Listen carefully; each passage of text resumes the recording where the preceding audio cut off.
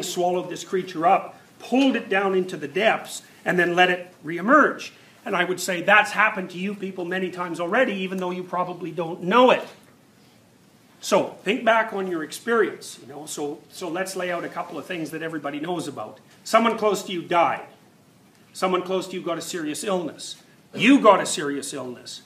You were completely heartbroken because a relationship failed catastrophically. You were betrayed by a friend. Well, I'm sure that for most of you, at least, well, let's find out. How many people in this room have had at least one of those things happen to them? Right. And is there anybody in here who's got off free from that so far?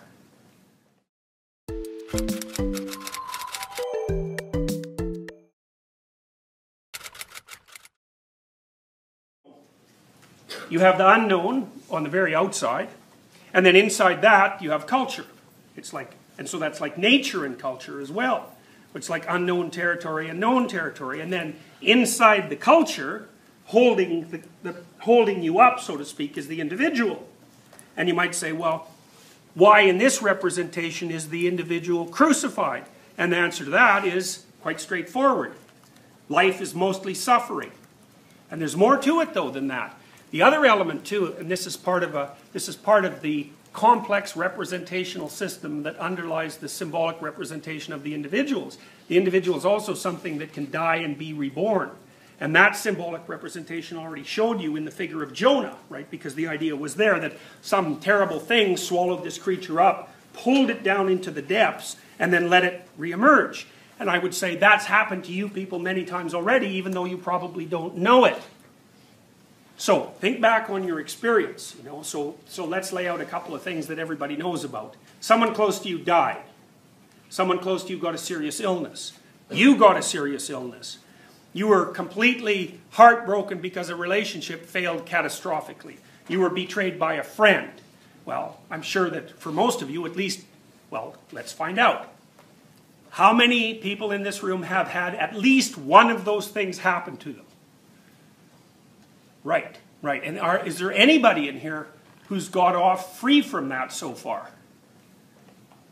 Oh, well, that's good. That's amazing. But you can see how unbelievably rare that is. I'm sure you must have had some other terrible thing happen to you with any luck. So you perfectly well understand what those experiences are like. So then the question is, where do you go when an experience like that occurs? And you might think, well, what do you mean, where do you go? You're in the same place. And I would say to you, well, no, it depends pretty much on exactly what you mean by place. Places are times too. And you can be one person at one moment in the same place and a completely different person in the next moment in the same place. And that means you're really not in the same place at all. And when something comes along and pulls the rug out from underneath you and you fall, what you fall into is the unknown. And that's a completely different place. And that's the underworld of classical mythology. And it's also the unconscious. And part of the reason that it's the unconscious, it's so complicated. When the rug is pulled out from underneath you, and you're somewhere you don't want to be and didn't expect and didn't like, what starts to structure how you respond is the fundamental biological systems that make up the substrata of your psyche. So, for example, the first thing that might occur is that you experience it as a terrible shock. And that's a physiological response. And then maybe right afterwards you're angry, or you're afraid, or you're confused, or you're depressed, or it's another emotional response. And then you start to imagine alternative scenarios or reasons why this thing might have occurred. There's a whole set of processes that are automatically undertaken when you encounter something that's outside the realm of your expectation and your desire. And if you understand that, and this is why I've told you all these complicated things today, if you understand that that's a different place, and that you cycle through that place and then back up to normal reality, and through that place and then back up to normal reality, multiple times throughout your life, you can see that, one, it's inevitable that the individual is something that suffers. Two, the individual is something that can suffer and then reconstitute itself as a consequence of that suffering. It doesn't necessarily happen, Now and then, something can come along and take you off at the knees and you just never get back up. But the general human experience is that you learn as a consequence of your failures. And the reason for that is that the place that you go when you fail has a tremendous amount of information in it. So, for example, it might be that if you were betrayed in a relationship, that you're just too damn naive. And there's a lot of things that you should have paid attention to in the world, and maybe even within the person who you were attracted to with regards to their character, or your own character, that you should have known more about. And if you would have known more about it, well, that would have been a particular hole you wouldn't have stepped in. And so the appropriate reaction to a catastrophic failure, and this isn't always possible, is to react as how you're going to react, which is usually with shock and dismay. And then to learn from the experience and to gather whatever information there is in the failure so that you can extract out that information and rebuild yourself out of it and restructure your conception of the world so it's richer and more dynamic. Now, let me just give you an example of that. Remember the Hobbit, right? I don't know, we spent a couple of $100 million on that movie, and it was written in the 1960s, but it was based on very, very old stories, including some of the Norse sagas. Remember the Hobbit at the beginning. I think we established that was Bilbo, right? So he lives in this little area called the Shire that's really protected. And he's kind of a little guy, and all the people in the Shire are kind of naive. It turns out in The Lord of the Rings that they're actually protected. There's these people called Striders that walk around the border who happen to be the sons of ancient kings who keep all the bad guys away.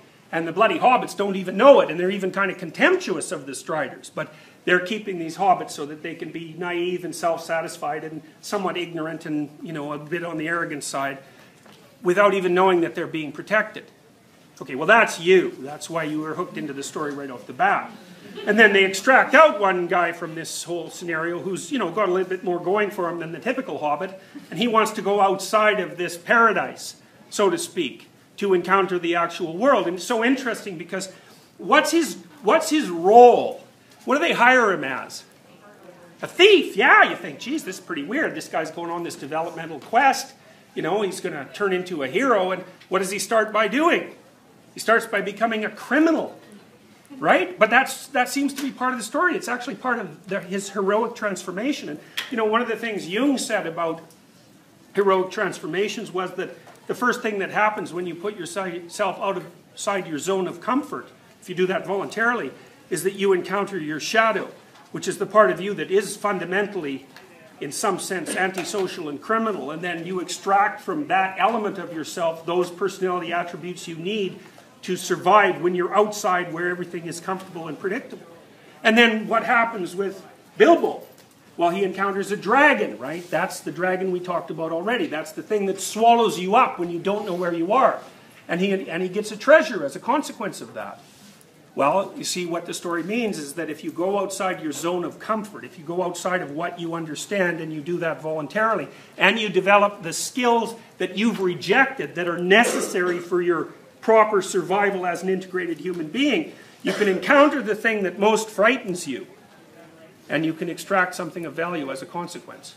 And that's the human story. That's the fundamental story of mankind. Because we're always the thing that goes outside of what we understand to confront what we don't understand that frightens us so that we can get whatever that thing has.